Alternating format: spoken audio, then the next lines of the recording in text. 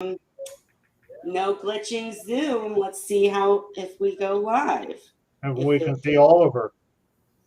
I know, right? You guys could see me too. Yeah, we can see you this time. Okay, hey.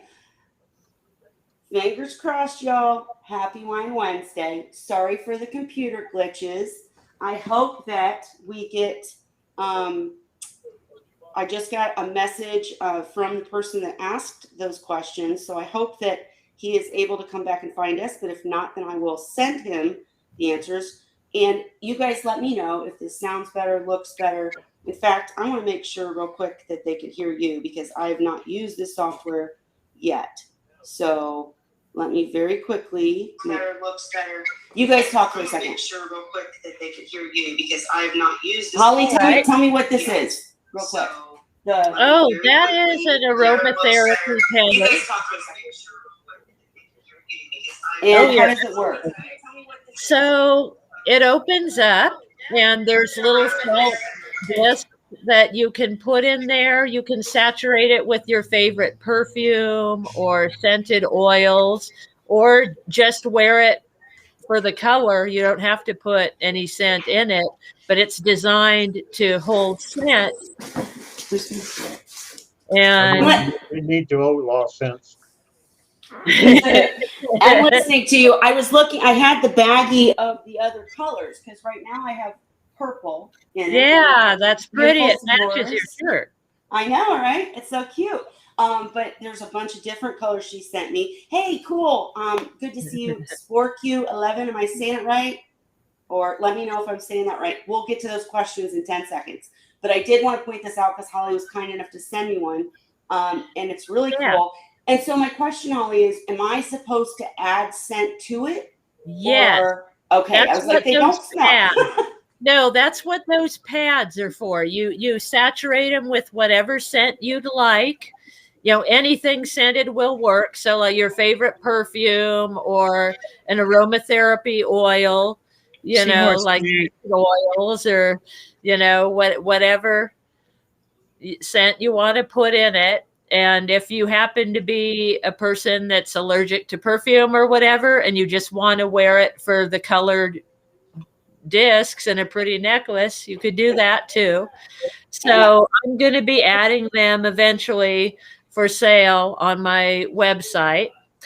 And I just got them in, and I'm also an insurance agent. I'm about to enter annual election period for Medicare. So I'm about to be very busy. So I don't know that they'll be on the site very soon, but that'll be coming, and I'll let everybody know when I get them up. Well, again, you guys, I love it. I'll do a picture because I'm probably not doing it very good. I'm not used to this software, guys. I'm doing my best. But yeah, it's a seahorse with the color behind it, and it just looks so cute. I mean, I really, really like it. So thank you, and I'll be doing posts about it. And I'm glad you like it. Yeah. Okay. Well, I absolutely know that you guys had a little Wine Wednesday meeting without me while I was live and talking to myself. And I know you have other things to share, but I really quickly wanted to go through the questions that were asked of me on this video, just because I wanted to get your input too. And I think I had the chat overlay going on. Let me test that real quick, and then we'll get to these questions. Well, I'll just tell you, the first question was, okay, yeah, I don't think that's working, so I'm going to turn it off. Okay, the first question was, why don't we suggest keeping 2 Cuda or 2 Seahorses, period, in a 20-gallon tank? Miss Cheryl, you want to handle that one? Wait a minute, what was the question? Why don't we suggest keeping 2 Cuda in a 20-gallon tank? 20 gallons is too small for any of the larger seahorses. Minimum tank size would be equivalent to a 29 or 30-gallon tank minimum for 2 seahorses, primarily because of the heavy bioload they place on a tank due to their rudimentary digestive system. Can you explain that a little bit further about because I didn't go into the digest. My answer was, well, here's the deal. When you look at and I did share Seahorse Source's tank guidelines that he wrote out. And I just said, when you look at trying to keep the temperature under 74 degrees, trying to keep the salinity stable, which is something I'm struggling with in the 40-gallon. Trying to, you know, I went through those, but I didn't really go into the digestive system. So can you explain that a bit further for someone who doesn't have any idea? Basically, what happens is when seahorses suck in myces into their mouth, into their snouts, part of it is going to get blown out through their gills. You can see it. I call it blowing smoke. So that's part of it.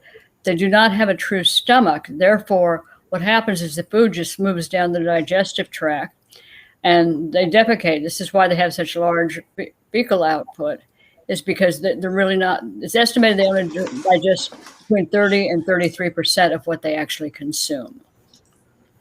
And that places a huge bio load on a tank.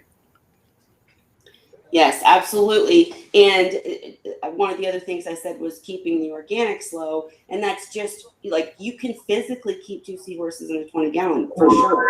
I've done it. But, you know, when it comes to successfully for a long-term period, it's just that the organics build up so quickly because of feeding, which is the subject we're going to go to next. And, you know, as you look at the guidelines that are recommended, they're all surrounding the fact that you've got to feed these guys more. You want adequate filtration to make sure that you're removing all the waste, because as Cheryl said, I've got a couple posts showing they literally shoot, as they snick the food, you'll see a puff of smoke come out of their head, and they're spitting particles of food out into the water. And so, you know, it ends up being a lot of organics. Buildup is quick. So the more water you have, the more chance you have to keep it clean for longer, because most people aren't going to do water changes more than once a week. And also, you know, the more filtration, the better. And usually on a 20-gallon tank, you're not going to have a skimmer, which we recommend an overrated skimmer. Well, I'm currently doing a 40-gallon all-in-one, which I kind of talked about when I answered your first question. And I'm struggling because the skimmer is rated, like it's a 40-gallon all-in-one, and the skimmer is rated for 60 gallons. And it's just not cutting it for me. So I'm having to do more water changes. So you could do it, but you're going to have to do water changes like a lot. Because I know Cheryl's trying to talk. Last thing, sir, I said I wanted you guys to talk, and then I keep talking. Last thing is that as you don't see organics build up. So this isn't like you see algae build up. Organics you don't really see. And then the ciliates that grow because of the organics you don't really see. And then all of a sudden the seahorse has a problem. Now I'm zipping it. Go ahead, Cheryl. Well, I was going to say, first of all, we recommend for a skimmer a minimum of 2 to 3 times the total water volume for a skimmer.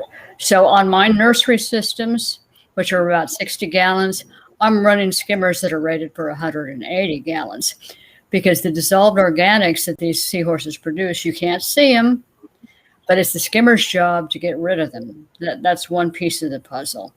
And you can't have that size skimmer. I mean, I'm going to back up for a minute. I've got 9 or 10 29-gallon tanks in my house. Every one of them is now been turned into a sump. And the smallest tanks that I have anymore for seahorses, aside from my nursery systems, are 58 gallons. And I typically keep 3 or 4 in a 58-gallon tank. And it's one of those things you have to be aware of how poorly they digest the food and how much detritus they produce. Which I do want to say really quickly that because I know there are newcomers to the show, you have to keep in mind at all times that Cheryl and Ray and Dan are like commercial level breeders. So some of the things that they do, most average hobbyists can't or won't do. That doesn't make it wrong. That doesn't mean you can't keep seahorses. They're giving us the best information to be successful for the longest term. But then you're going to hear me come in and be like, well, I'm trying this 40-gallon all-in-one to prove that you can keep seahorses in a smaller tank. And I have admitted I'm struggling, but that could be because I'm used to keeping seahorses in a big tank with a sump and all the equipment and all the fun. So I haven't failed, and they're actually flirting and getting ready to breed. It's just been a learning curve. So as I learn, I try to share too, you know, as hobbyists, how to keep them in a smaller tank. But it's always just going to be easier, and you're going to have better luck long term if you go bigger. And Ray, I want to jump to you for the feeding because, and again, Ray's a long-term seahorse keeper too. So what he tells you is the truth. But I always try to do the caveat: if you're a hobbyist, don't let it scare you. You can do this. They're not that hard to keep, and we'll go to Holly for her opinion in a minute. But Ray, the next question, he asked me how I was feeding and what the recommended feeding was. And I know you differ from my opinion. I personally feed 3 times a day when I feed my kids, and we can go into like rinsing and why it's important to make sure the food's good and all that. But what's your recommendation about feeding and why? Well, first of all, most people don't agree with my concept on feeding. And like Well, I you, agree with it. I just can't do it. But go ahead. well, no, you won't do it. It's not a case if you can't. Okay. Okay. Please continue. Yes, sir. Now, like you, decades ago, I was feeding 3 times a day. Actually, when I first started, I was only doing 2 times a day, but that was 19 years ago. It was soon after that I went to 3 times a day, and for many years I was at 3 times a day. And I'm not sure totally now how I transitioned into the 4, but I do know that some of my thinking was water quality was an issue because of my feeding regimen, and because of the things that I was doing or not doing in order to rectify the amount of food that I was feeding. So after doing some thinking on that, I went to 4 times a day with less feeding at a time. Exactly. With the thinking that their rudimentary digestive tract does not allow for proper processing of the food going through. So by feeding less, you're going to be stopping that transition of food through the digestive tract, so that it's now going to be processed more, which means the seahorse will be healthier, and the feces are not going to have as high a nutrient level when they do pass through. And it's anecdotal, but my seahorses ever since that time have been much healthier. Doesn't mean I don't have problems, but they have been much healthier. They not just to look healthier, but I had far fewer problems once I went to that stage. And people that say they can't do it, well, if you only delay, if you get up in the morning and put the lights on, feed the seahorses, feed them all they'll eat in about 12 to 15 minutes and no more. Then say you have to go to work half an hour or 3/4 an hour, whatever later, feed them again then. Even that pause for a half an hour or so in between feedings is going to give more time for that nutrient to be extracted in the digestive tract and make it healthier for the seahorses. When you come home, you can feed again. Later in the evening, you can feed again.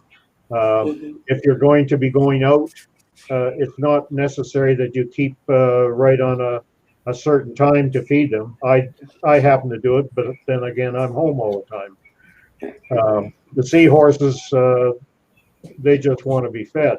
And if it takes them a little longer before they get fed, well, it's more like being in the wild.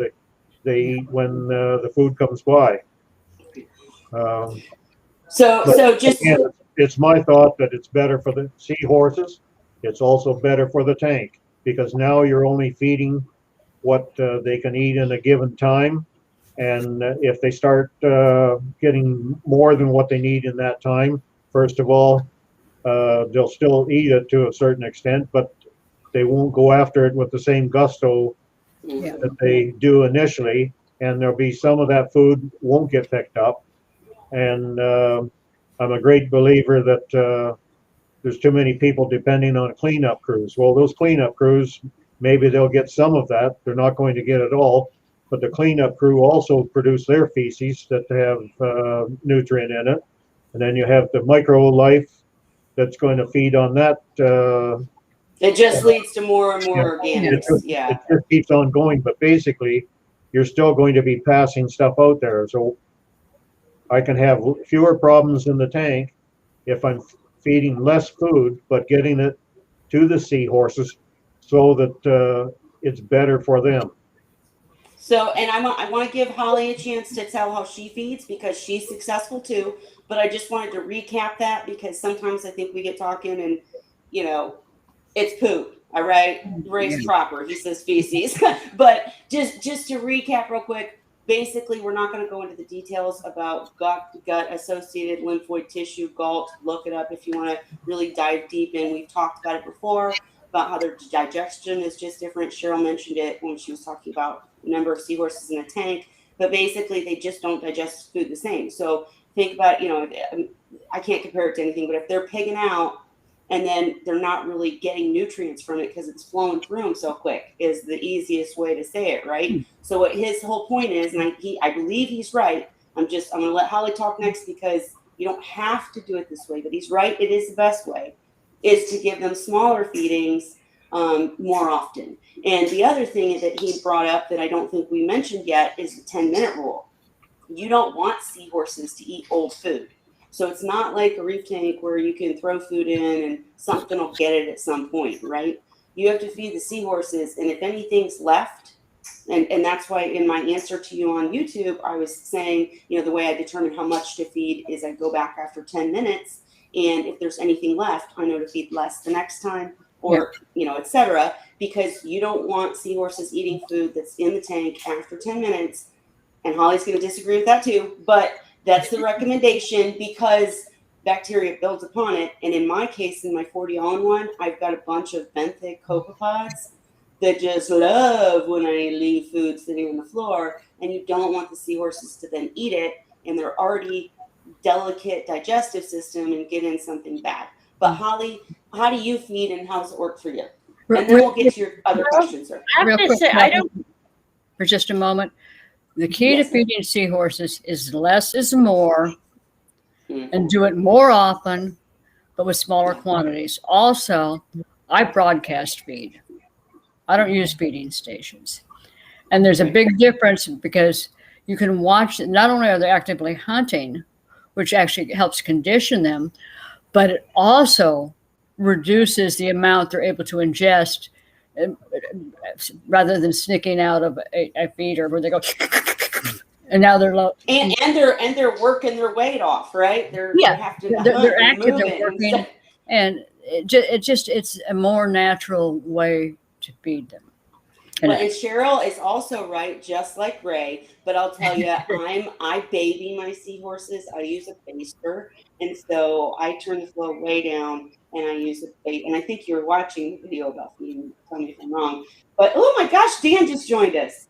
Yay! Can't believe it. I don't know how to make him show though. Oh no, I'm gonna have to figure it out. But anyways, Holly, I wanted you to have a chance to because what works for you works. So I have to say, I don't disagree with any of it because I actually feed all the ways.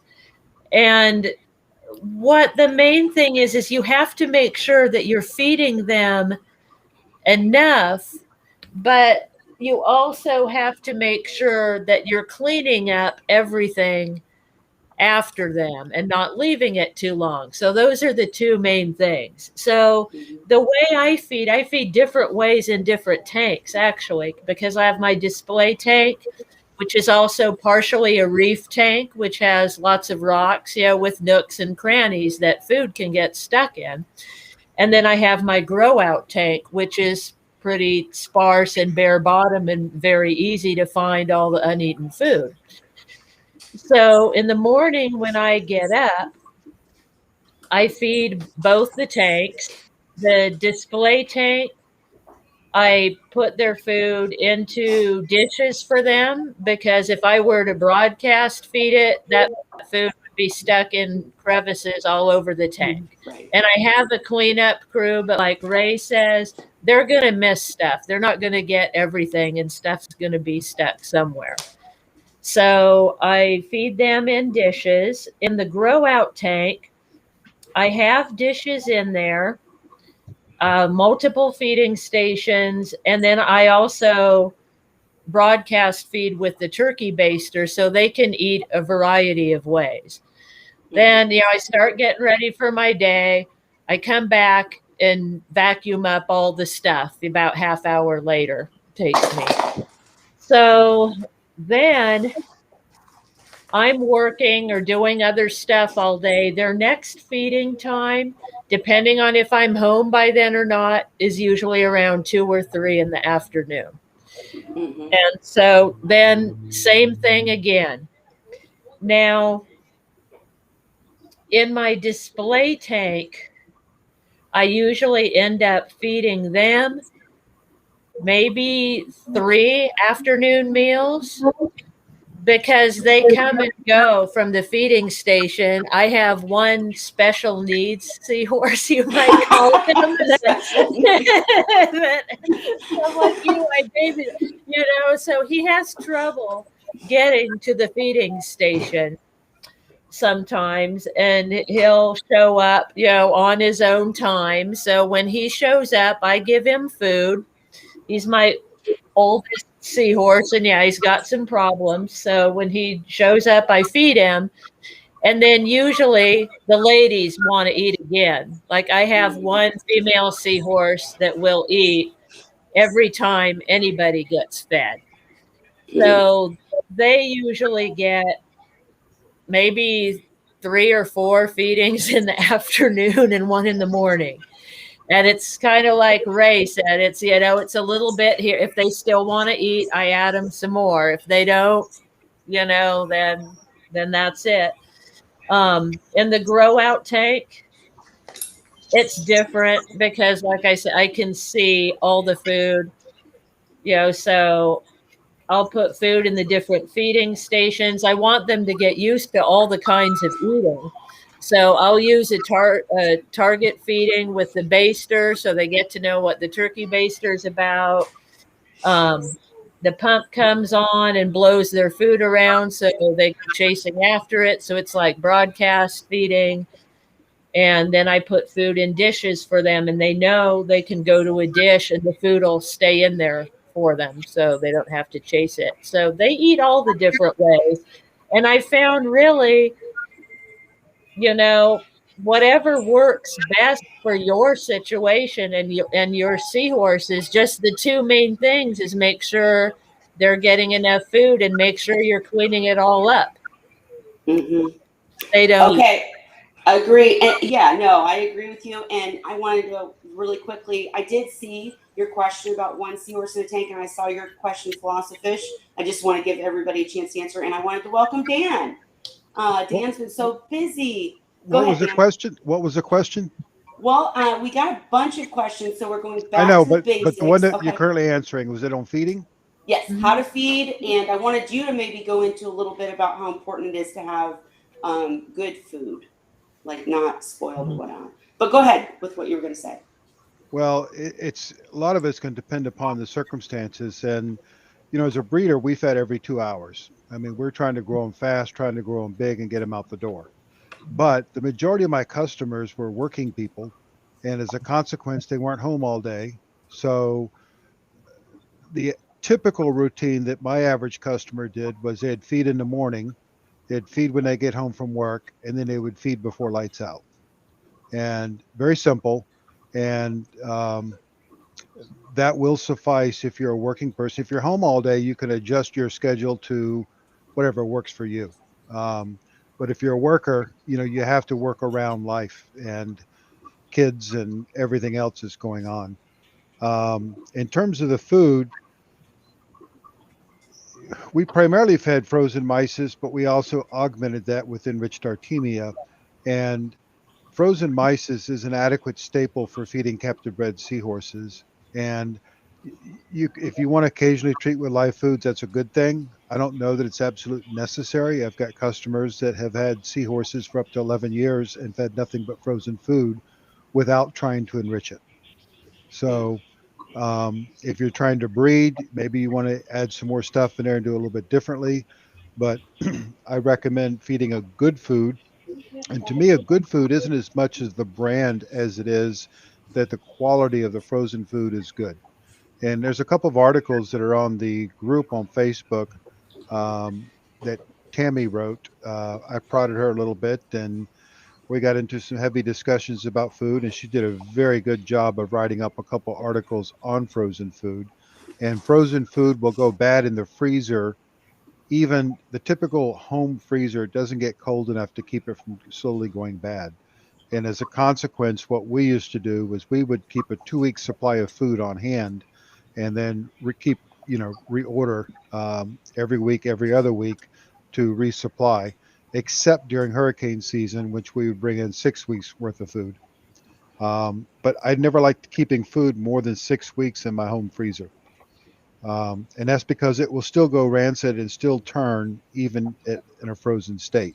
And in the videos, that there's a video out there, but there's also in her article, she shows some pictures of some food that's very light colored and some that's very dark colored.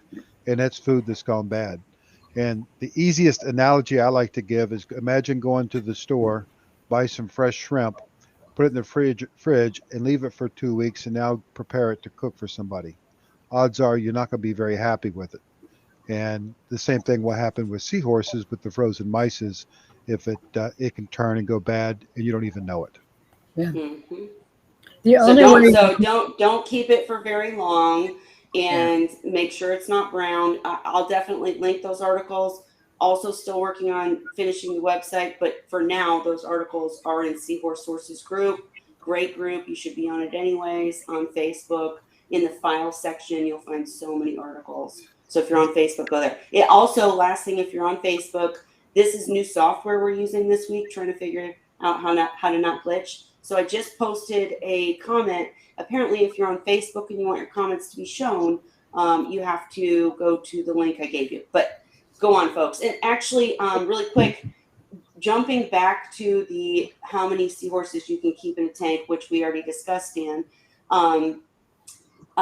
The person that was asking questions understood our explanation, but then said, well, then could I keep one seahorse in a 20-gallon tank? Why or why not would you recommend that? Well, there's a couple of reasons. My first answer to that is that I normally recommend a minimum of 25 to 30 gallons for a pair of seahorses, and an additional 25 gallons for every pair thereafter. Mm-hmm. And it can be done in smaller, but your chances of success get more difficult, and it requires more skill, more tedious cleaning, keeping up with things.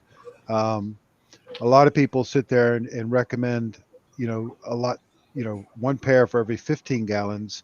And I find that, generally speaking, most people don't have the filtration and the skills to keep up with that, at least long term. And you got to keep in mind, I think of the customers that have kept seahorses, not necessarily experts, but just regular people that have kept seahorses, the same seahorses, for more than 5 years.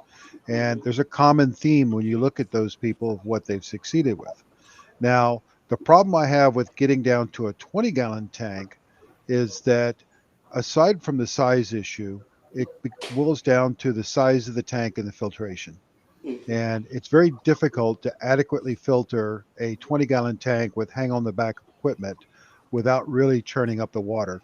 And if you have a sump, then it can be done, but you really need to keep the flow up, and you really need to have an adequate filtration scheme in the sump for that to work. And with just one the person did ask also about dwarf seahorses and why you don't see anything about dwarf seahorses on my channel. There is one video that Lucy helped me with about how to keep dwarf seahorses, and you'll see in that video, I'll try to link when we're done, that keeping dwarf seahorses, in my opinion, is much harder. They are more like keeping fry, which is very hard. They need live feeds. One of the things I told you in my comments was we're so lucky to have captive bred seahorses because they're frozen fed, trained already. You get them and they'll eat frozen foods. Whereas the next question will go to why are we not to go with wild caught? And with dwarf seahorses or fry, you've got to wean them onto frozen foods, which is and in dwarf seahorses you can't. They don't. They very rarely will they eat frozen foods. So they're very difficult. They're very small, not as much fun. And I want to see you get your seahorse tank. Just maybe add a sump or go a little bit bigger is my recommendation. And if you want to talk to me on the side about how my 40 gallon's doing, I'd be happy to chat more. But the next question, and I'm playing with this software, guys, because we're using something different today. But someone asked, a philosophish asked, so is it bad to catch seahorses directly from the local waters to keep? Are you looking for me to answer that one? Sure.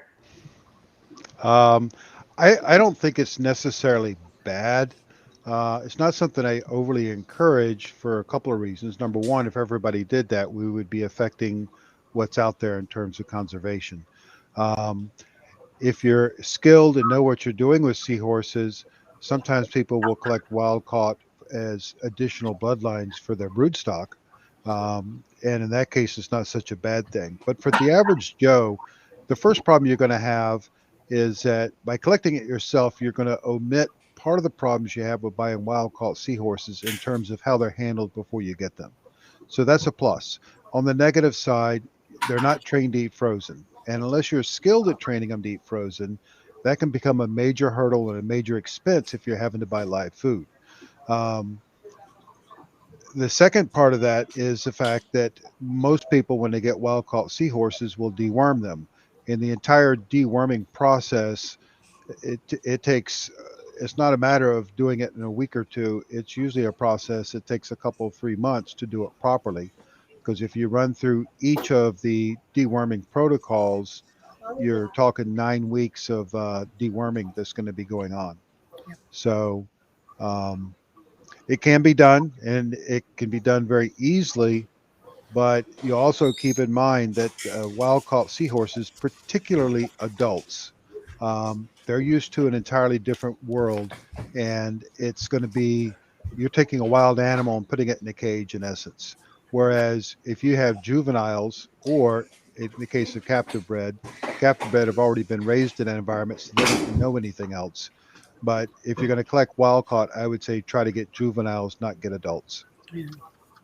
Well, the other thing too with wild caughts is they may be carriers of whether it be Vibrio, Euronema, whatever. And as such, you really, if you're going to plan on using them as broodstock, you need to treat them for these infections and clean them up. And that can get very time consuming and very stressful.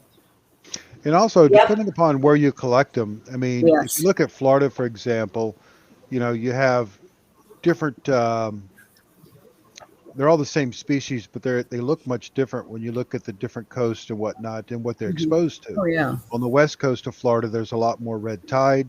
On the west coast of Florida, if you look at the ones that have had Glugia heraldi, those have all come from the west coast of Florida. And get a microsporidian disease in a tank basically wipes out a tank. So if you know what you're doing and you've got access that's easy to get to them, you're not going to be mixing them with other seahorses. Yeah, it can be done, and it can be done legally too if you get the right permits and follow the rules correctly. But you know, I get people all the time that used to call me up, you know, people that were collecting bait, people that were fishing, that would say, hey, I got some seahorses I collected, you know, would you like them? And I would simply say, no, please, you know, turn them loose. And, you know, because a good breeder doesn't, I mean, if I got a pair every 2 to 4 years, I mean, that was more than sufficient for my needs and what I was doing. Well, I just have to completely pat myself on the back here. Looks like most of my answers were on par, right? But I told you when you come to Wine Wednesday, you get pros, and they'll tell you in a little more detail what we're talking about. Okay, guys, just to get through the final questions. Can we keep clowns in a seahorse tank? Why or why not?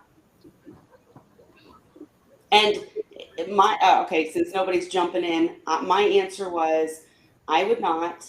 I know some people do successfully. I think Holly might even, but I don't, because they're aggressive feeders the seahorses won't eat if the food's gone because the clowns gobbled it up. They're also just fast swimmers, which stresses the seahorse out. And the biggest thing you want to avoid with seahorses is stress. You want stability, temp, all that stuff has to be stable. And then also you can't have anemones. And the cool thing about clowns is anemones, right? So you can't have anemones in the seahorse tank. But what else? Why else would you or would you not keep clowns in the seahorse tank? I personally have kept clowns over the years on more than one occasion. With seahorses? Huh? Not with seahorses. Okay. No. And I, myself, and I know several other people that have had clowns, even still fairly young, but they're starting to pair up. They start becoming territorial. And I've had blood drawn on my hands from clowns. And the last pair I had, which I inherited when I bought a used tank, I literally started carrying a 12-gauge syringe that I would fill with water. And every time they start coming near me, I squirt them. And I kind of figured out that the hand didn't squirt if you didn't bite the hand. But I would not want those in a seahorse tank. You're shotgunning it. But that's a good point. I did make that point too. Pat on the back. But what about one clown where they don't pair up and get mean? Well, you know, I've had a lot of customers with clowns in their tank, and the ones that seemed to do best were people that had large tanks, and they put the seahorses in and added the clowns after the fact. If you're in a small tank and the clown's already in there, they're going to establish their territory, and anything that comes in it is going to be game for being attacked. So, you know, there's a lot of variables that come into play here. I generally don't recommend clowns with seahorses. Sometimes it can work, but if it doesn't work, now what do? You got a headache on your hands on how to deal with it. And, well, different species also. I mean, the maroons are pretty much potentially lethal to just about anything. They're really extremely aggressive. So it varies also by species. Yeah, it does. And most commonly you'll see, what do you call them? The false perks, or yeah. You'll see those most commonly, what people try to put in with them. Yeah. I mean, they're not too bad when they're little bitty half-inchers, but right. And the other thing is, just like we all know, all fish have different personalities. Mm-hmm. And some friend of mine bought a gold assessor. Within a matter of a couple of days, it killed both of his mandarins. Mm. And it depends on the individual fish as well. And clowns will go for a long time. The pair that I have currently, my sister bred them, and that's been at least 20 years. I was going to say 20, 25 years. Yeah. I've seen some that are over 3 inches. I mean, huge clowns. And they were well over 20 years. And I'm sorry, guys, if my typing, what we're going to do is get a monitor and use this software next week. I'm just trying to learn it. I was answering Ray's questions. I didn't think we were live on Facebook. If we are, give me a Facebook comment so I know we're live on Facebook. Because in my dashboard it says sending, and I think it's because I'm posting on Facebook. Okay, well that's I don't what see it live on Facebook. Yeah, me either. So, but I'll figure it all out by next week. I do want to. Well, if you back out and start over again, okay, I'll do that, and we'll definitely either way figure this out by next week. And I can always post this to Facebook or send people over here, whatever. Anyways, I do want to make sure before everybody gets tired, since this took so long. Hopefully, from now on we'll be good. I'll figure this software out and we'll use this. Thumbs up if this is working better, guys. Let me know. No freezing. And the other question that, and I do hope we can get into a deeper discussion about what fish and other inverts or snails or whatever you can have in the seahorse tank. But the other obvious big topic that was also asked of me is, what about coral and specifically zoas? Can you keep zoas in a seahorse tank? Depends on the species. Okay, and why do you say that? Because I've been nailed by zoos. I've seen my own seahorses nailed by zoos. And it just depends on how much warfare they decide to go into and how strong their toxin is. And So you're talking about because my answer was, well, it's a big, highly debated topic for sure. And a lot of people don't know the difference between a zoa and a poly, right? So that causes a problem. But if you're talking about an actual zoo or zoa, or you're saying it's not that they'll sting the seahorse, it's the chemical warfare that messes up the water quality. Is that what you're? It can. The thing is, what can happen is it's like I had a colony for over a year that got quite large, and apparently it decided it was not happy for some reason. It nailed one of my juvenile rectus, which hit the substrate, flopping around and having seizures. I reached in because I saw another juvenile heading toward the same zoo. I got stung, and I spent the next 45 minutes with my arm wrapped in ice and turned scarlet red. The worst part about it is I took it back to the store I got it from, and the guy there didn't listen to me when I told him what happened. He reached his hand in and it ended up in the ER. Whew. Yeah. Nice. And so I'll be honest, I really do not like having zoos in, because you don't know when they're going to start going into warfare, and it's very difficult to determine. Granted, pallies are more toxic, but zoos can also be very toxic. Mm-hmm. And if you piss them off enough, they might just nail you. Hey, Miss Holly, you haven't talked for a while. I'm curious because you are the only. I wish Marina had joined us tonight. And of course, she probably doesn't have the link, but you're, I think, the only person here. I know Ray and I have kept macros and gorgonians in our tanks, but you're the only person here that's expanded beyond that. So, what fish and coral do you think are cool for a seahorse tank? Well, the only coral I have, and I have just a little piece of each one, I have a xenia. And I just said Ray kept coral too. Sorry. Oh, yeah. So I have a xenia and I have a green star polyp. They're both about 1 inch to 2 inches. They're just little ones because I've heard they spread. So I just got little ones. And then as far as other tank mates, I have 3 peppermint shrimp. I have a blue spotted goby and a mandarin dragonet. And then I do have cleanup crew is mostly blue-legged crabs. I have some snails. I have a couple really big crabs that came in. They were a package with the little blue-legged hermits, and it was supposed to be a cleanup crew package with certain kinds of crabs that were all good with the seahorses. But there were a couple in there. I think they're called stripe-legged hermit crabs or zebra-leg hermit crabs, with stripes on their legs. And I've had them now longer than the seahorses. And they were really little when they came, and now they're pretty big. And I honestly would not ever get crabs that big to go with the seahorses. But since they grew up with the seahorses, they're fine together. They leave the seahorses alone. Every once in a while, a crab will walk on a seahorse and the seahorse will shake it off. They eat algae. None of them are meat eaters as far as the stripe-legged crabs. So they don't clean up the shrimp or anything. They eat algae. So they don't go after the seahorses as far as thinking they're a meal or anything like that. But well, I've heard of people having trouble with crabs pinching seahorses, maybe not even on purpose, or I don't know.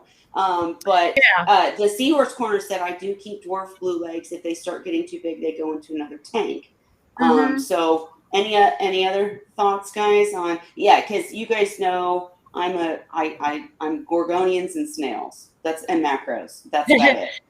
Yeah, it's But- interesting. My big crabs, they're careful of the seahorses. Like when they're walking by a seahorse, they'll be careful not to bother the seahorse. They'll I've seen them they'll go between a seahorse and the acrylic, because my tanks aren't glass, they're acrylic, and carefully work their way by, without bothering the seahorse.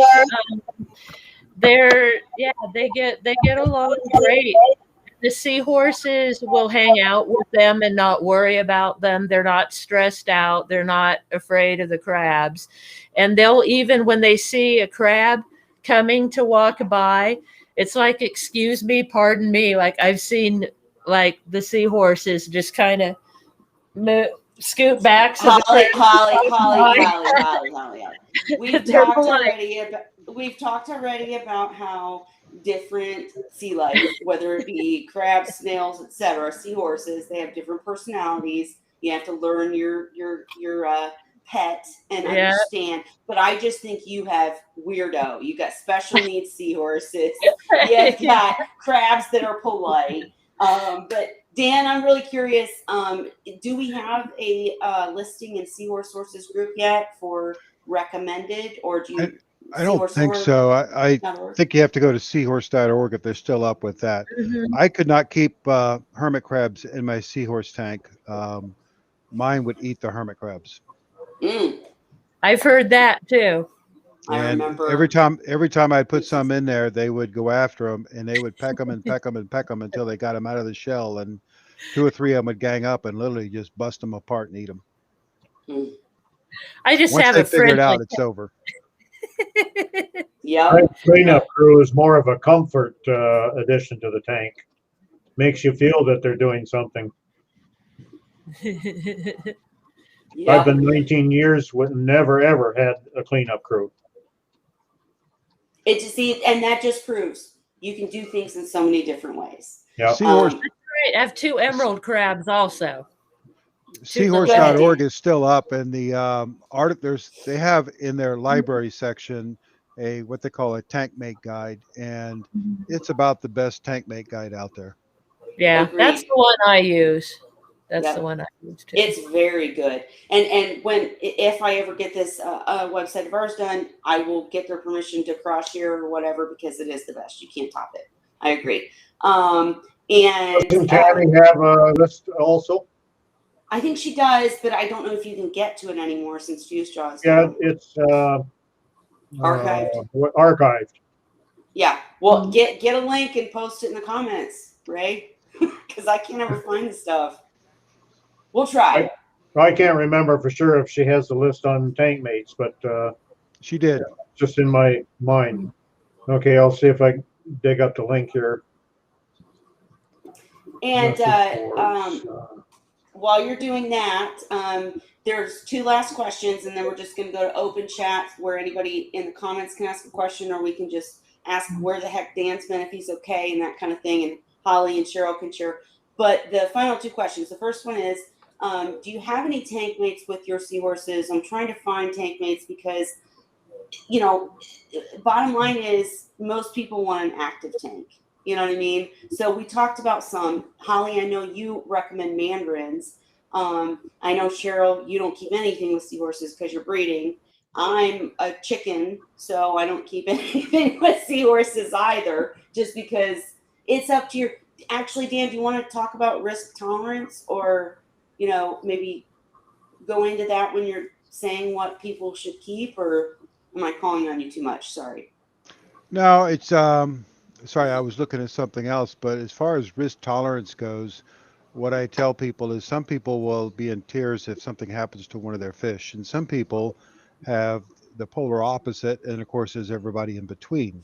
And you have to let your risk tolerance level guide you in what you select.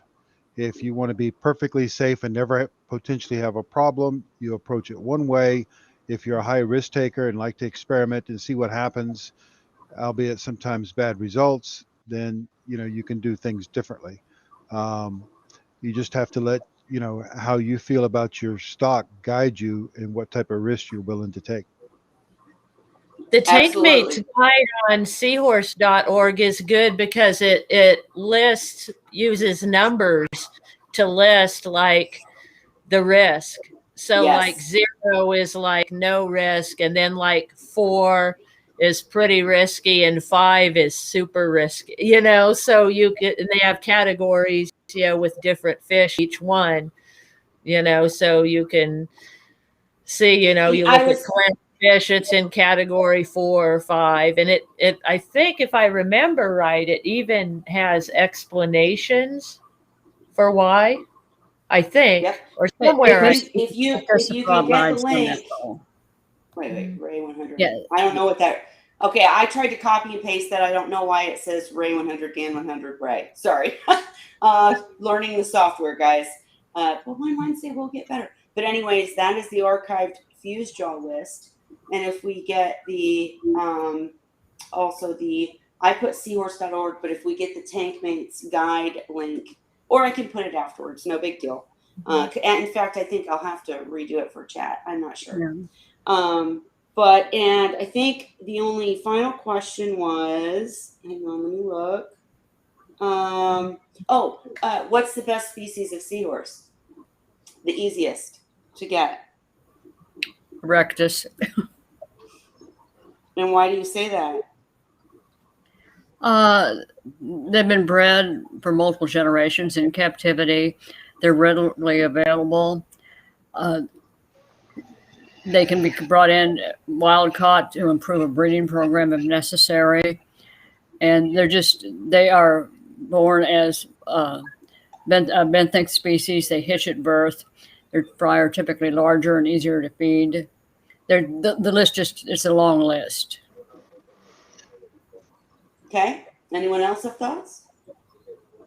Dan? It depends on where you are. In the United States, Erectus are typically the species to go after.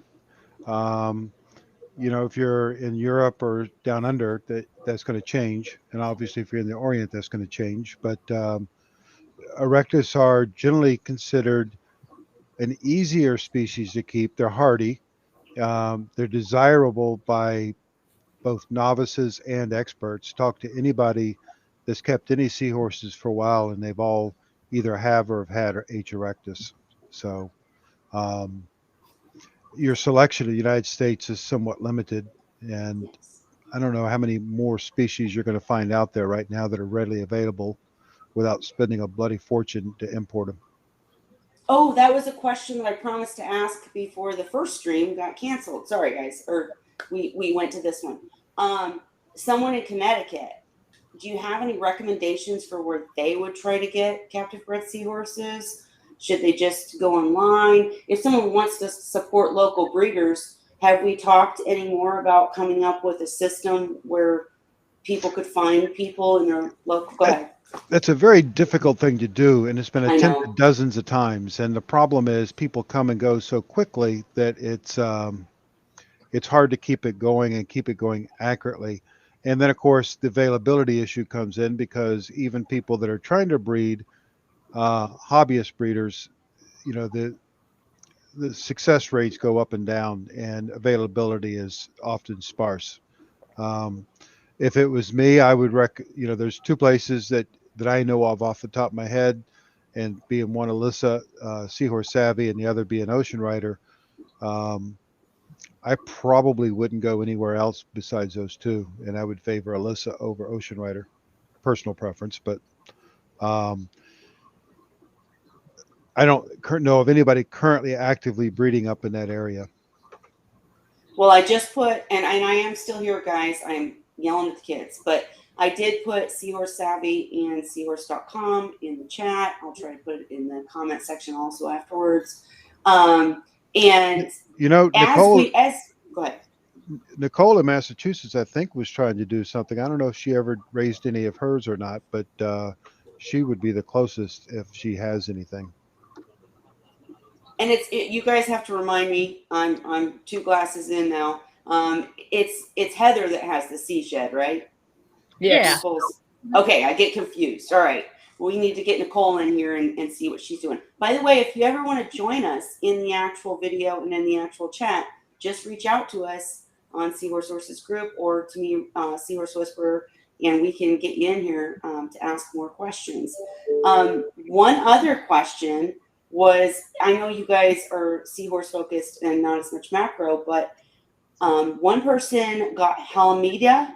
I can never say it right. Halimedia. Sounds so stupid. The green, it's Halimeda. Okay, if you're Googling it. And they got this macroalgae in, put it in their seahorse tank. It was great for a couple of weeks, and then it went sexual and, caused chaos. So this type of macro is one of the hardiest. It's not, I think it is like a subspecies of Chloropa somehow, but it's not. I was surprised, and I didn't know how to answer her aside from, was it in the sand? Does anyone know anything about this? Everybody's going to Google. And Dan pulled out his book. Okay. Well, Halimedia is a very hardy species, but it's also considered inedible to many herbivores. So I know we have it around here locally, and I know my book on the lagoon has it in there. I just got to find it. Okay, well, while he's looking that up, one other question was, just to be clear, is it bad to have one seahorse by itself? And my personal answer to that would be, it's not bad. And I need to turn my camera back on. Sorry, guys. I would not say that it was bad. I would just say that often they're social creatures. Like, for instance, my seahorses now are flirting and whatever. Even the girls, if you have two girls together, they're constantly locking tails, swimming around together, dancing, etc. Go ahead, Cheryl. I was just going to say, they dance together. That's part of their social interactions. And I'm not sure how well a single seahorse would do long term. It's something I've never tried to begin with. But I'm suspecting you would miss a whole lot of social interactions that you would find very fascinating if you watched them, even if it's two males or two females. Exactly, because if you put I understand the question completely. You're trying to get away with the 20-gallon tank with seahorses. And again, I'll say, it's still possible. It's just not recommended because you have to do a lot more work, a lot more water changes. You have to find equipment that like if you have a 20-gallon tank and you had a sump, we're talking, then you can do it. It's a different story. But to have just one seahorse in a tank, I'm afraid that you would be bored. Like, all of their interactions are with each other. They're not clownfish zipping across the tank, but seahorses do really cool spins and will come up and greet you at the front of the tank. And I have never personally had just one seahorse in a tank either, but I wouldn't recommend it either. So yeah, thoughts, Ray? I wouldn't. I stick with 30 gallons. Get a pair, a captive bred pair, or it could be two females. It could be two males, whatever. Because their interactions are what's cool. And I did have, when I had an issue, I did have Aphrodite, my female, in a tank by herself for maybe a month, and she was okay. I mean, it was fine, but it wasn't long term. And a lot of times when when a seahorse loses its spouse, people recommend to put like a mirror up against the glass. But I think Dan has different thoughts on that. And Ray, what do you think first? Sorry. One seahorse. Yeah, I just posted that there are different opinions on it, but my personal point of view is to have at least two. When I've had, like, I guess to pick one, when I had my last reed-eye, it didn't do well once all the rest of them had died off, and it was just down to that one. I guess people might say, well, maybe it was ready to die off too, just like all the rest of them. But I think not having the others around hastened it. Just a personal thought. And we got somebody in the background. But Dan, do you have any? I know you're looking up the Halameda thoughts, but do you have any thoughts about one seahorse in a tank? Because I know you have disagreed that they need a mirror and stuff. Well, I never recommend one seahorse in a tank. There's most instances where it's happened was people who didn't either one know better and just happened to have success, or people that lost a seahorse and they just had one left. Quite often they don't flourish as an individual in a tank. There are some that do. There are many that do not. And anybody that's kept seahorses for a long time that has seen one that's lost its mate or one that's suddenly become the sole inhabitant of a tank can attest to they do go through a mourning period, and sometimes some of them never come out of it. Even putting an animal in the hospital tank, sometimes people see it and have problems because the animal is now secluded by itself. The mirror trick that you mentioned is one that sometimes works, where we take a small mirror and hang it on the side of the tank where the seahorse sees the reflection and thinks it has company. And when that happens, it's hilarious to watch because it will try to interact with that reflection. Oh, yeah. A lot of people think that the glass itself reflects to the seahorse. It does not. The reason that we see a reflection is because we're looking through a pane of glass, the water, and another pane of glass. And we see that reflection. If you were to take your head and stick it in the tank, you could look out everywhere where there's glass. No reflection. I still disagree with that. I swear, you guys. Dan's the expert, but I still disagree with that because go stick your head in the tank and look out the glass. I'm not going to do that, but I have video of my male seahorse literally dancing. No, what they're doing, they're trying to get out into your house, Kelly. Right, he sees a whole new world beyond that glass that he's trying to go to. Well, mine will see their feeding kit across the room and be like, "Hey, they want to come get it." Yeah. But you're not going to ruin my TikTok. My TikTok has that. I can't keep my hands to myself. The bottom line is seahorses are best at least in pairs or more in one tank. Yeah. Bottom line. I totally agree. I see, like, when they're alone, from what I've seen, they get depressed. Yeah.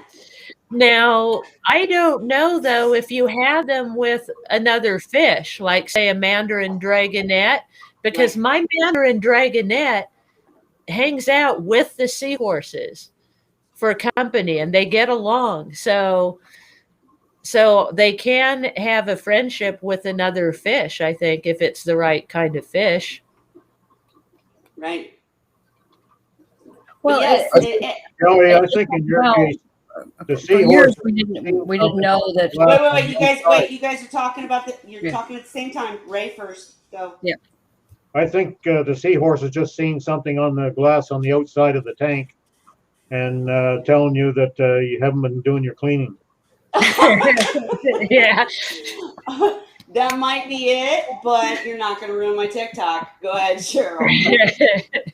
But the thing is, you've got to look at, I mean, I remember going back years ago where we didn't know whales communicated with each other. Now we know that they have an actual vocabulary that they utilize. And we're learning so much. As we learn so much more, we're realizing how sentient some of these species truly are. I mean, if you've lost a seahorse, have you ever had another seahorse go over when it was laying on the bottom and looking terrible? The other seahorse hitches right next to it and waits. Yeah. That is not. I can tell you. No. Listen. Oh, go ahead, Dan.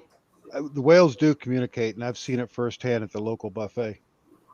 Oh, Dan, stop. What I was gonna say is Aphrodite, my female from Holly, is a hider. She likes her caves. There's nothing wrong with her. She's great. She's beautiful. Mm-hmm. But she likes to hide. She's not one of the go get you, I'm at the front of the tank, give me food kind of seahorses, right? She's not one that comes in the backseat of a drive-in movie, right? She's a princess, okay? And which is fine. But I was gonna say that you know, as I added the 2 yellow seahorses to this tank from Ocean Rider, the male finds her. He finds both of them. In fact, the yellow female kind of hides from him because he's kind of a male, right? So he is hunting these girls down because he's now decided in his adolescence that he's a big man, and he's trying to get eggs from them, and he will find them in their caves and start doing the look at me, look at my pouch, it's so sexy, let me headbutt you and turn white. And You need some bigger females to kick some butt. So I don't know if it's that he can sniff them out. You guys disagree that they can smell. I still think they can. All right. But they have to be communicating in some way. He has to know where they are somehow. Yeah. He probably watches them. They know, like Sadie likes to hide in a cave, but the other seahorses, they know where she is. You know, they know each other's spots. They just, you know, to me, it's like a respect thing. Sometimes they respect each other's privacy and sometimes they don't. Just like people, you know, but, you know, a lot of times they'll know she's in the cave, but they'll leave her alone. You know, and Dandy knows he's always welcome in the cave. You know, it's a game. You know, she goes in there and then she'll look. Like when they first started courting, she used to hide, but she'd look to see if he was looking for her or looking at her or trying to find her. You know, she wanted him to try to find her. Oh, yes. No, I see the girls act like, oh, no, leave me alone. And then as soon as he does, because this male, it's a male with 2 females in the 40-gallon. And he loves, I added Heather's idea of the shower curtain rings. Like a hitch thing. And if you want a natural looking tank, that's not going to work for you because it doesn't look natural at all. Yeah. But they love it. They love it. And the male loves it the most. So he'll go up there when he's done bugging them. And then all of a sudden the girls will come out front like, oh, here I am. Will you chase me? Yeah. They do. I'm trying to do a video showing that what sometimes look like I've had males that were so aggressive that they ended up in a bachelor tank because they were snicking and fighting with other males, females, it didn't matter. Oh yeah. But in most cases, the males aren't really bullies. It's their mating. It's the way they mate. I know we got way off subject. Sporku 11. But if you have any other questions, ask because I am going to have to cut it soon. We'll open chat for a while. And then we'll be back next week with hopefully no more freezes now that we have this better software. One quick side note. My seahorses, the only time they hide at all is when a male is pregnant. The rest of the time, it's like I got up yesterday morning, went to feed my one tank, and I was missing a male. And I'm looking everywhere for this sucker. And I'm looking, I have one piece of rock in there, so there's not much places to hide. I can't find him on any of the hitches. Sucker was hitched to the return, waiting for the food to come in at the very top of the tank.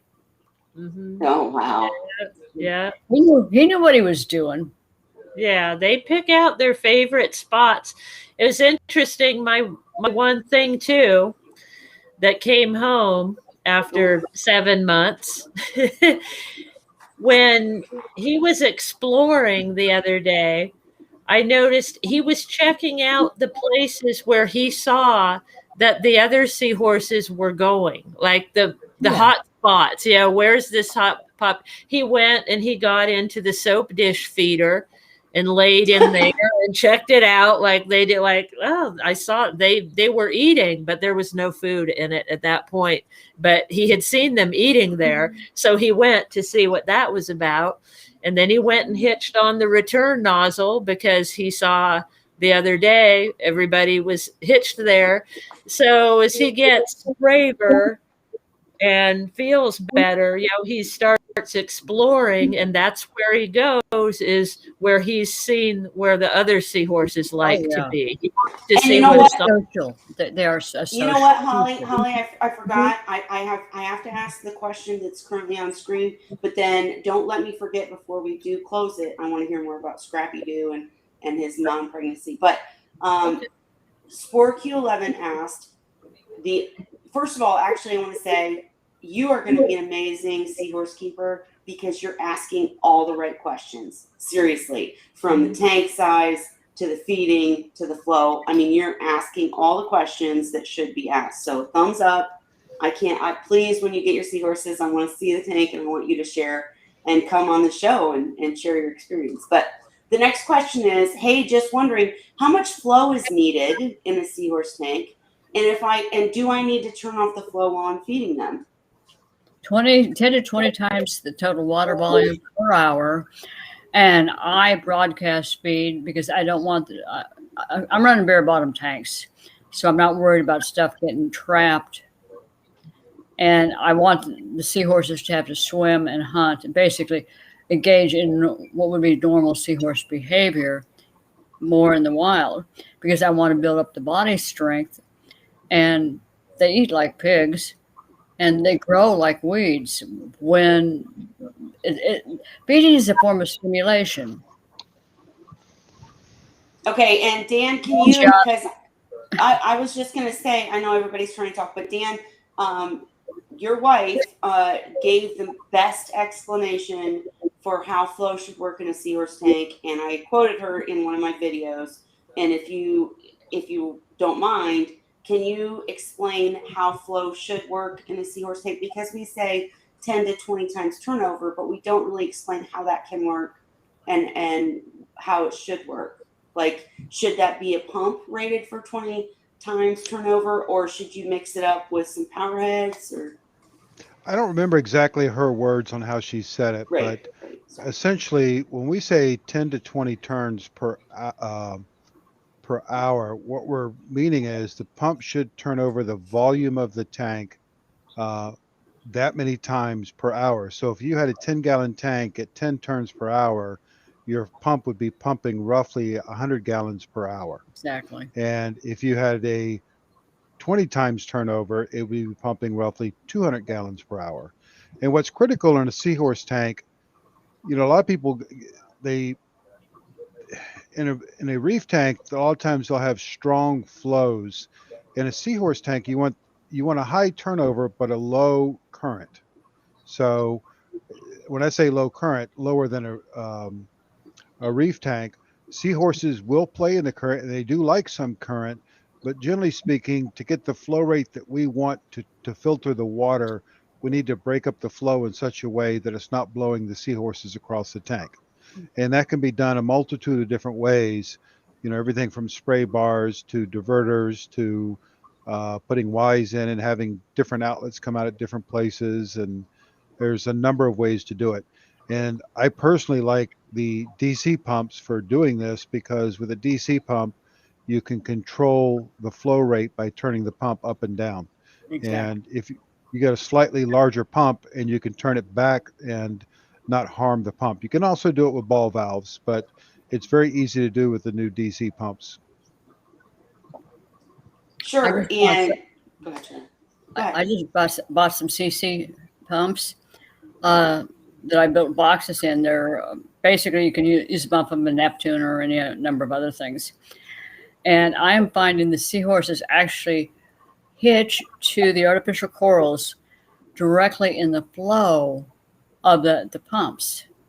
And they obviously are enjoying it. They're not body surfing on them, but they obviously are thoroughly enjoying the extra flow. Yep, I have multiple videos of seahorses swimming towards the flow of a powerhead or wave maker, in my case. Yeah. Getting shot back across the tank, and you're like, oh, and then they swim right back to the flow. They love it. I call it flow. Wait, hang on. Guys.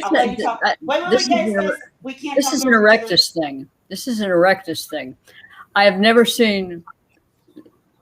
Right, it does depend on the speed. No, you're right. It does absolutely. I would never have like high flow, as Dan explained. High flow is different than high turnover. Okay. And so I would never have high flow in a Barbori tank. But in an Erectus tank, they love the flow. And in my current 40-gallon all-in-one, the male, the reason he hitches to those shower curtain connectors is because he literally connects. He has a spot. He sits, and it looks crazy. I'll try to post a video where he's literally getting blasted by the flow. Yeah. And he loves it. And I think that in my case might be because of the vented cocoa pods. But either way, one thing I wanted to add really quickly is that what Abby, Dan's wife, had said is that you don't have to do it all in the pump. You can break it up. And he kind of touched on that, but I'm just You can direct it. You can direct it at the wall of a tank. You can direct it at a rock. Well, and you can also, in my very long video that I need to redo, that I think I gave you the link to, Sport Q11, sorry if I'm saying that wrong, is that you can use, your pump or your hob or whatever, and then also add a wave maker. You've got to make sure that all edges of the wave maker are covered. We cover that in another video. If you need more information, we can talk about it again. But you have to make sure the tails can't get locked up in it.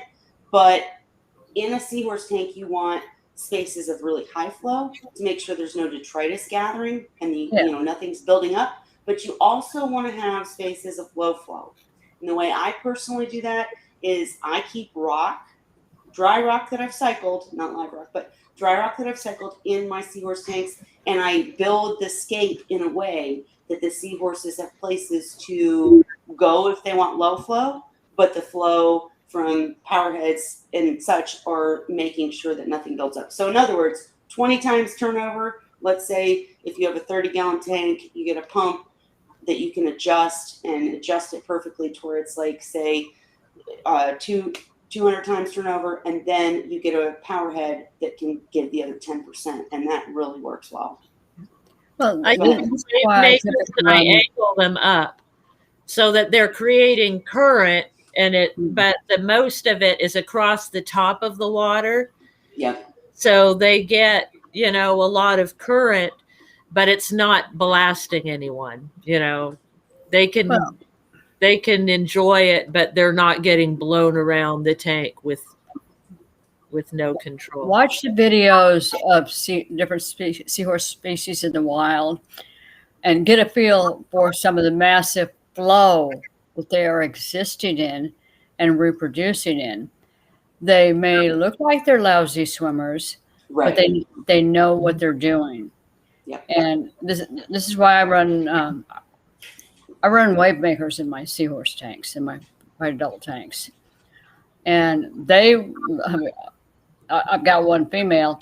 Her favorite pastime is to hitch on the box that's covering the power head and just hang out there. Absolutely. And I will try to do a new video. There is a video, but it's long, and I'll redo it. But Ray, do you have any thoughts about flow in a Seahorse tank? Well, not like a lot of people do. It's just I want a lot of flow. Most of my tanks have always been, at least for the last about 15 years. I went from low flow tanks, which I was told when I first started that was the way to go. But about 15 years ago, I upped it. And mainly it was at the time to keep food in circulation. And I wanted it kept in circulation so that the quick filters I had on my power heads would suck up the leftover food, so I didn't have to siphon it up. Yeah. Right, and that's a great point too. Is that I think it was part of the question, and we may have covered it. Sorry, I'm 2 glasses in, guys. But I personally use the DC pumps and DC wave makers so that I can't, because they all have a feed mode, which literally turns the pumps off, or you can lower them for 10 minutes. So the Seahorse, and it's perfect because that's our guideline is 10 minutes before you remove the food. Do you guys use feed mode? Hey, you guys want to Seahorses? You want to feed my house? You better be ready to chase down your food, Because they're not. On one tank I do, Cheryl's and a the tough other mama. tank I don't. It depends on your tank too. It Like, depends on the tank. It depends on the age of the seahorse. Mhm. It depends on the physical stature of the seahorse. There's a lot of variables. If I mean, you don't see them eating, slow down the flow. Yeah, if they're getting blown across the tank and can't slow down long enough to grab a piece of mysis, I know I got a problem. But Well, and I really will do another video about this because I'm literally dealing with what you're talking about right now. When you try Yeah. to do a smaller tank, my 40-gallon all-in-one, getting the flow and the lighting right has been, but Yeah. I'm getting it and I'm figuring it out. And now they're flirting, if that's what you want. And they seem happy. Hey, Dan, I know we're getting close to having to close. So did you ever find anything on the Halimeda? Or no? Well, nothing that was really helpful. There's 3 species that are available down this way, but it's generally considered a very hardy macro. So what would you think if someone bought this macro and it did really well for 3 weeks and then just all of a sudden went sexual? I mean, because in my personal circumstances, I've always seen there's something wrong, and it doesn't necessarily mean the person's doing something wrong. But she said the water quality was perfect. I'm at a loss. I have to read up on Helmidia because I've never heard of it going sexual before. Me either. Go ahead, Dan. Yeah, I would. It would need to be identified and verified of what she actually had. Exactly. I So say maybe it he, was she, a sex whichever. species. More Right, likely right. she had calupra or something like that, which readily will go sexual on you. But Well, Helmidia, Well, we don't want Folks, to make I'm it going to sound. sign off now. I still haven't walked the dog yet today. Go walk that dog, Ray. We Take care. appreciate you. And Good we're night. actually Good night. we're actually going to All right, Ray. See you again, Dan. Likewise. we're going to cut it soon too. I'm sorry for the late start, and we will be back next week. And I'm going to do some research myself too on Halimeda. I can't ever say it right. But because I can't remember who even asked the question at this point, but I know it was someone who knows what they're doing. I remember thinking that when I read the question, so it really surprised me. So I will also do some research and ask some questions. Okay, guys, I think we've answered all the questions. I hope so. Let me know, Sport Q11, because this is what we're here for, is for people to ask questions like you have. I really appreciate it. Hope we got through to most of it. Definitely we'll link those files and check out Seahorse Sources group on Facebook. But Holly and Cheryl and Dan, open chat. Did anybody have anything they needed to share? Holly, Well, I think you did. I feel like we talked about everything. I just don't know if it was recorded or not. It wasn't. Can you were can in you and out. repeat? Yeah, we talked about everything. Can you repeat Scrappy. about Scrappy? Yes. wait, Holly, I think we missed I that. want to see one of your seahorse tanks totally decked out for Halloween. I do too. Yes. I do too, but I couldn't find anything so far.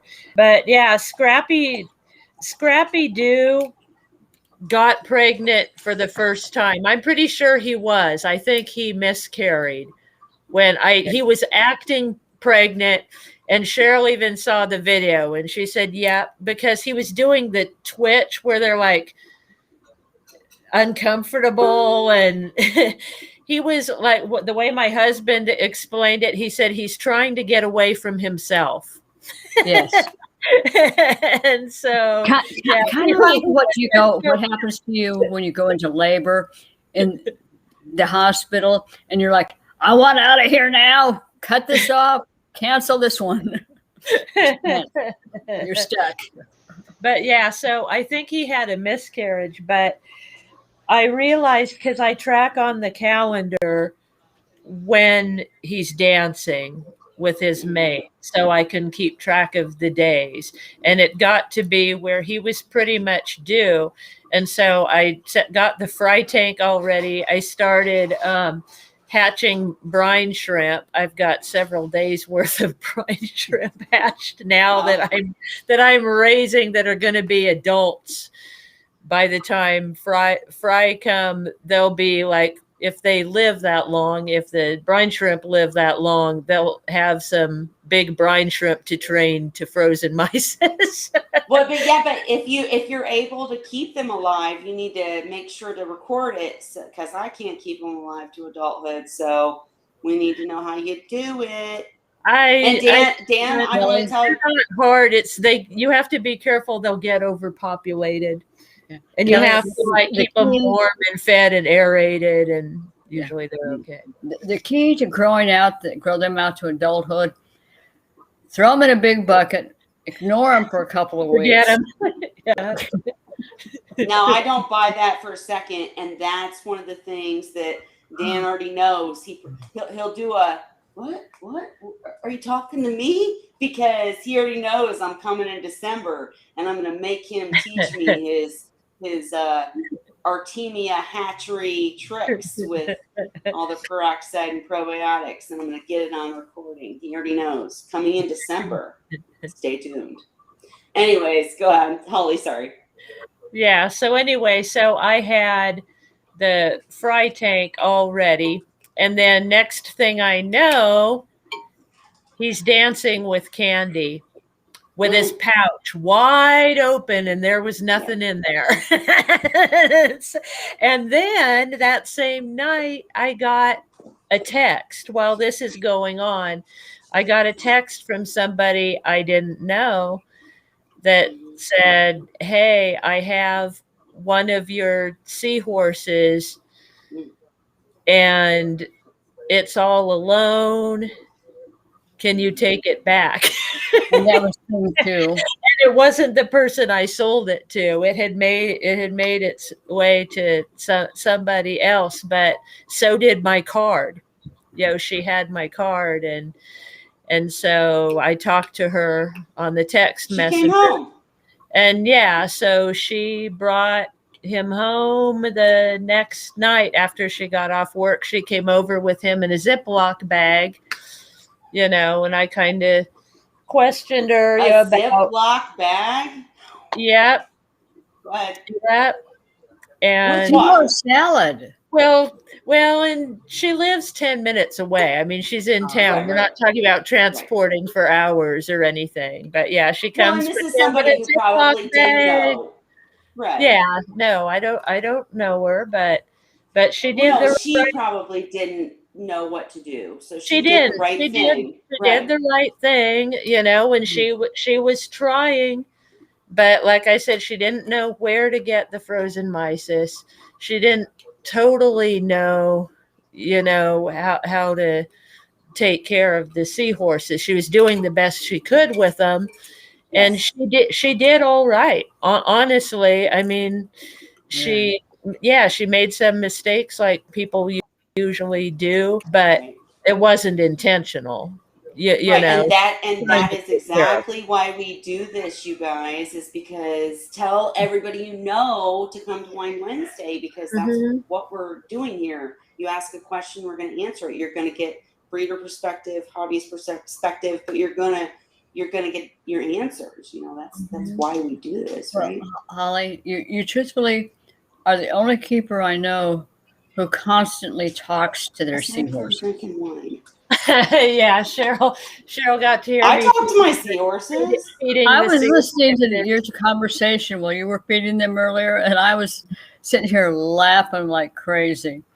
They don't have ears. I don't know. No, they can hear you though. I believe they can hear you, or they feel your intentions. I think animals understand more than we give them credit for. They feel the vibrations. I talk to all of them, but no, Cheryl. I think it's more than that. I think, and Dan, I'm getting ready to ask you something because I know we're going too long. But it's more than vibrations, because I think they can tell if the vibration is good or bad. Because if I walk up to I got really mad at the seahorses in the big tank the other night because they weren't eating right? Like they weren't eating fast enough for me. So I'm like, eat, you stupid blanks. And they were like, and literally turned their backs to me. I'm not kidding you. Yeah. Would not eat. And nothing was different aside from me and the way that I was angry.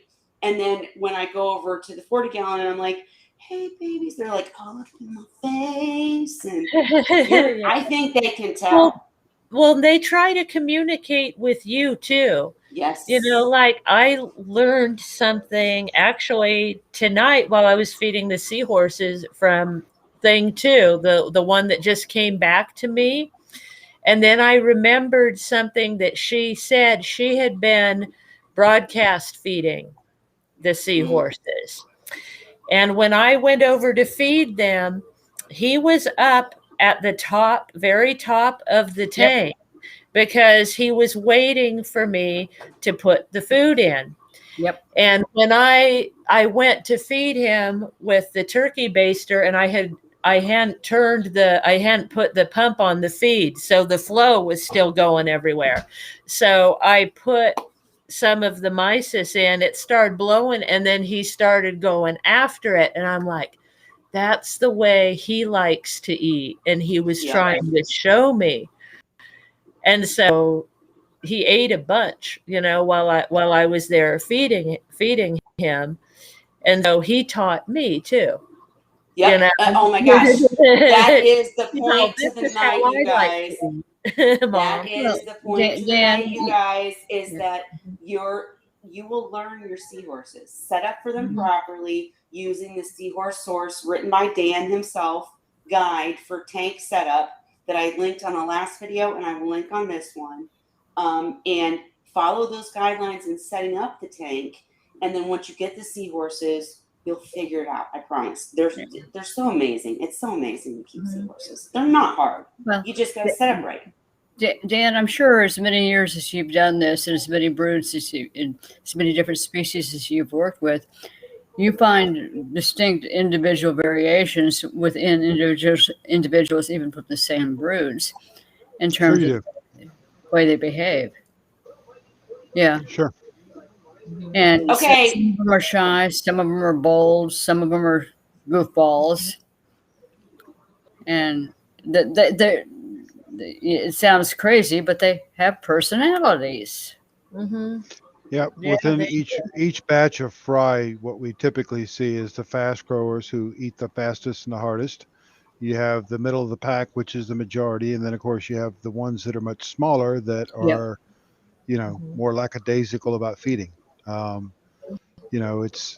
we used to grade them out based upon that. Sometimes we would put all the aggressive ones together and put all the little guys together, and then you would see the hierarchy change again. And I've done that, going from nursery tubs to grout tanks and stuff. And I've seen exactly the same kind of stuff. Some of them are just like total pigs, and from the same brood, there may be, a half-inch difference in size on some of them at about 6 to 7 months. And they definitely are different. Each one is different. Mm-hmm. Right. Okay, so guys, it's pushing on 10:30. I'm gonna have to call it. I have 2 final questions, and then of course we'll be back next week.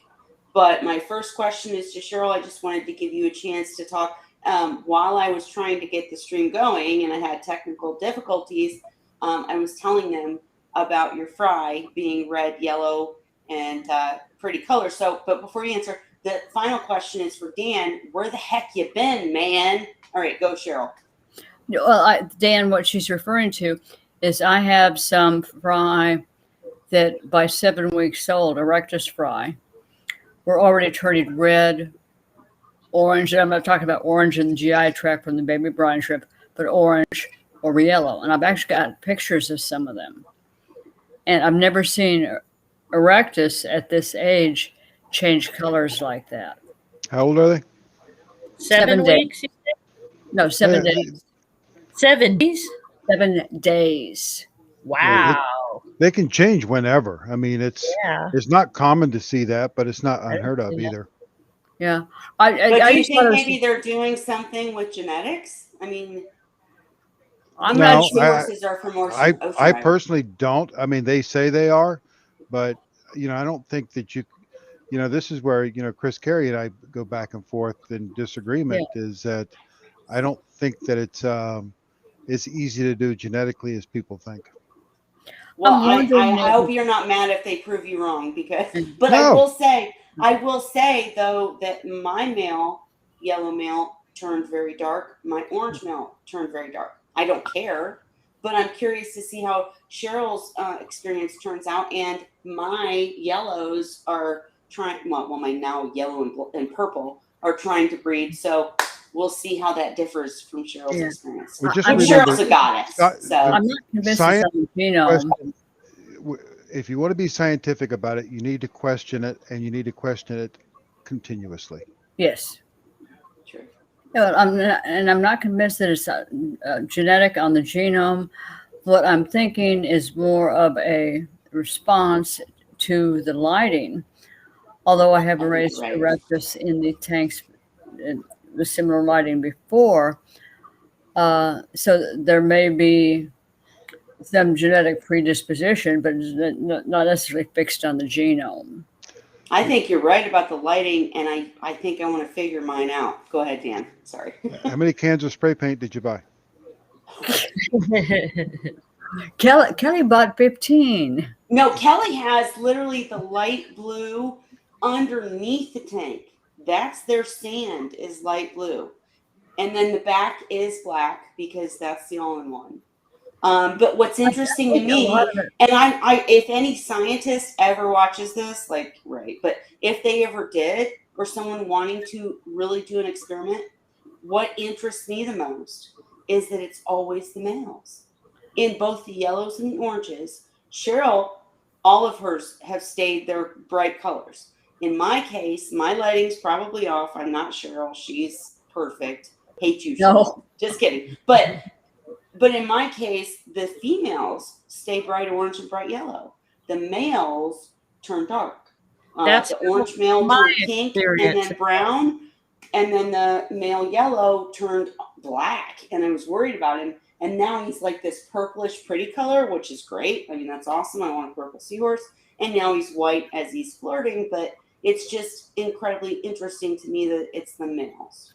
The girls keep their color. I don't know why. That's been my experience too. And that's why I was so surprised when this girl brought the seahorse back and she had said, I asked, which one is it? She said, it's the one that's really light in color. So I'm like, it must be a female. Right. And it was a male, and it's the lightest, brightest male that I've ever had out of any of my seahorses. And after the tanks that it's been in, from what she described, what it had been through, where it had lived, I don't have an explanation for why he's that light and bright. Yeah.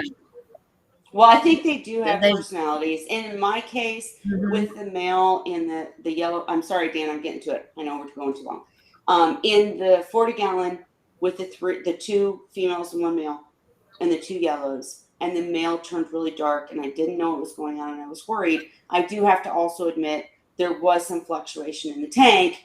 You guys helped me figure out a couple weeks ago that I'm not doing a good enough job because I don't have an auto top off.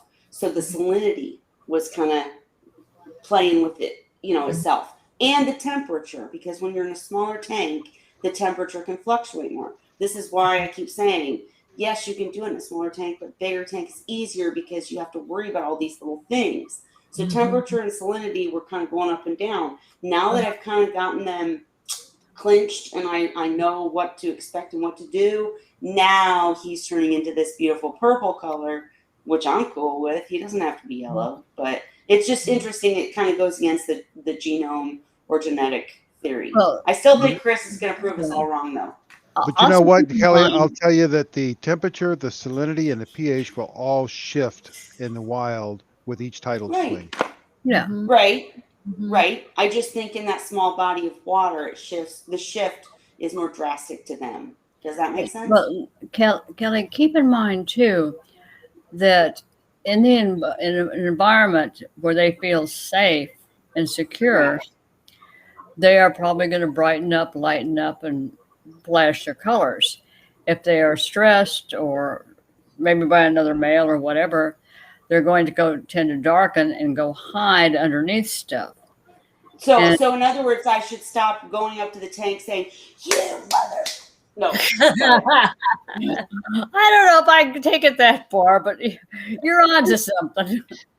But the thing is, what I'm saying though, is if they are feeling very safe, very secure in an Right. environment, their colors are probably going to pop more than if they're stressed for whatever. And again, stress could be due to water parameters. It could be due to lighting. It could be due to a big bully, another male. I mean, there's a lot of different things that could cause it.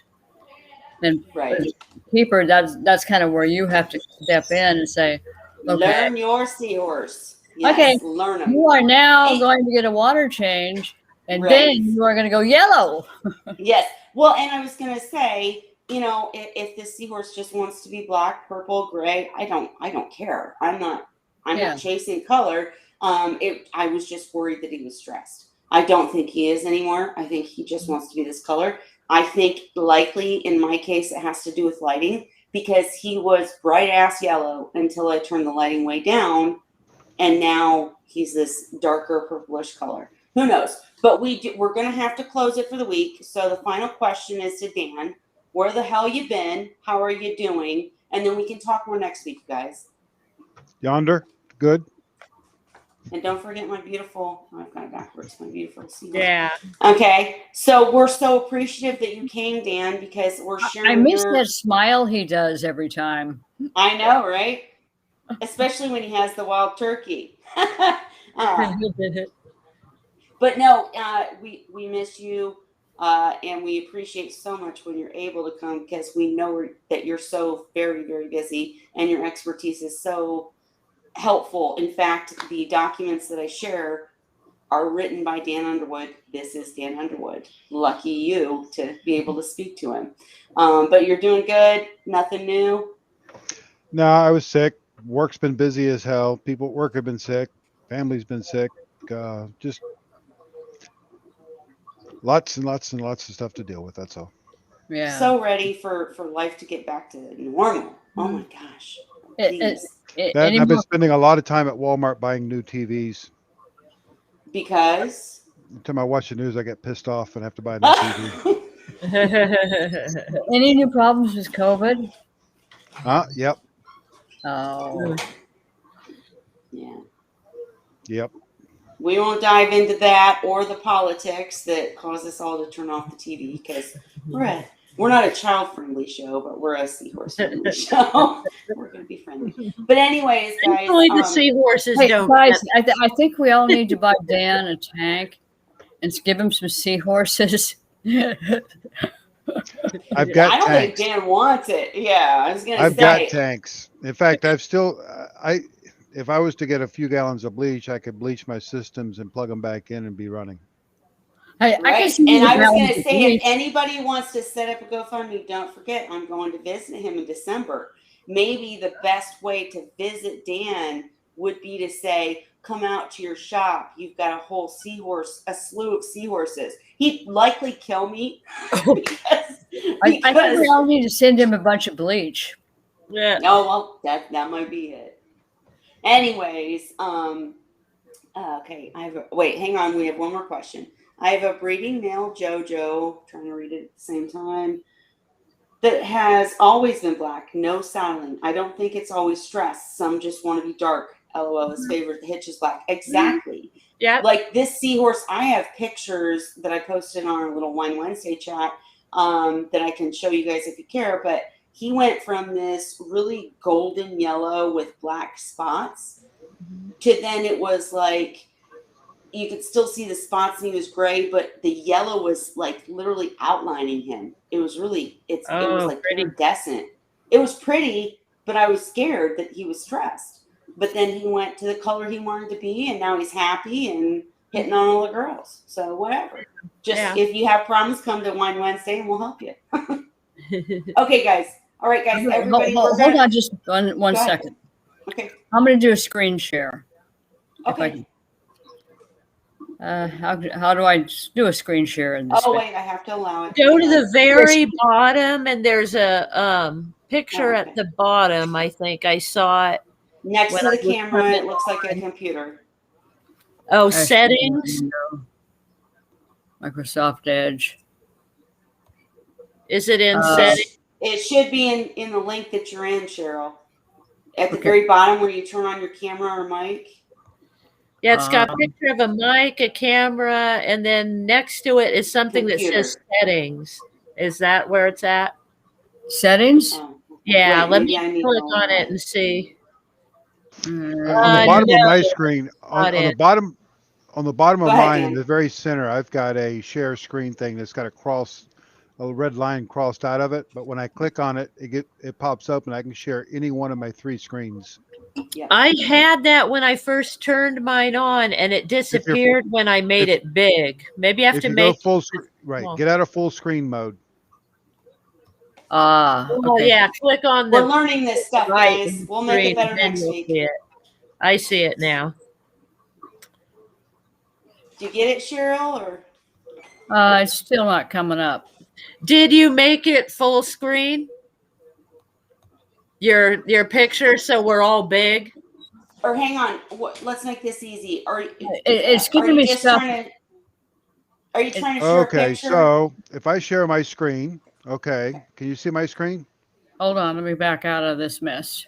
And this could be that I haven't allowed it, guys. This is new software. I do Yeah, I not think see your yeah. screen. Okay, I got mine sitting over on the side.